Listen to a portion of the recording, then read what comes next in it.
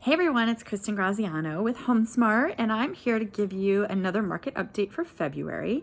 Last month, I shared with you we had the pleasure of seeing the amazing Tina Tambor speak. She's with the Cromford Report. She pulls all the data about the real estate market.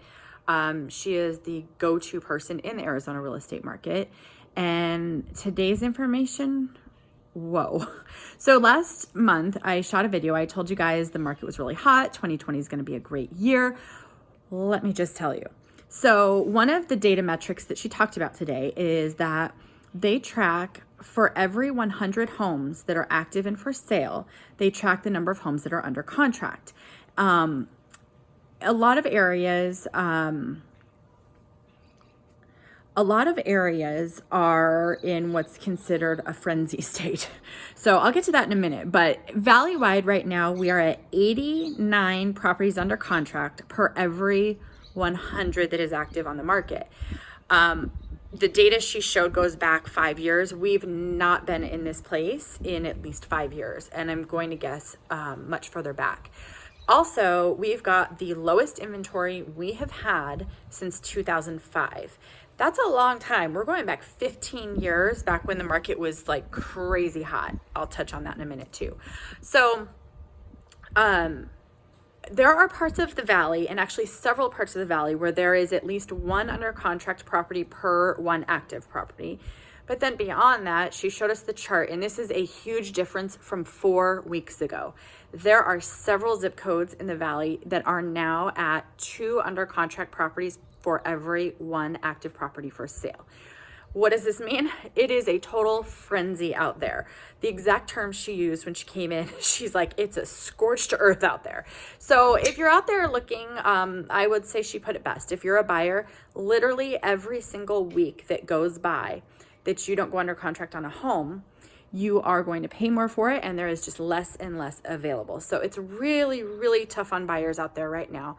The good news is sellers, oh my gosh, it's going to sell. So sellers in a really, really good position right now. Talking about 2005, because there are some people who will say this feels like 2005, and look what happened after 2005 when the bubble burst. There are some very, very strong differences. One, lending practices are totally different than they were back then. Lending practices are starting to loosen up, so it's a little easier to buy, but they are nowhere near where they were before. Another thing that she pointed out, actually 2 things I want to talk about. One, back then, there were a lot of vacant properties, and the demand for rentals was very, very low. So we actually watched as prices were going up, the price on rentals, the monthly rent rates were going down. Right now, we've got a solid 4+ year steady increase in demand for rentals and rental pricing. Rents have gone up, I forget the exact number, it's something like 7%, maybe it's 9% per year for the last 4 years. So there's a huge demand for rents. The other thing that is very different, she talked about when we had the bubble, we had a normal supply of homes on the market, but we had a 25% increase of demand of buyers out there looking to buy. What is different now is right now, we only have about a 3%, slightly more than 3% increase in demand from buyers. However, we only have 48% of a normal inventory of homes for sale.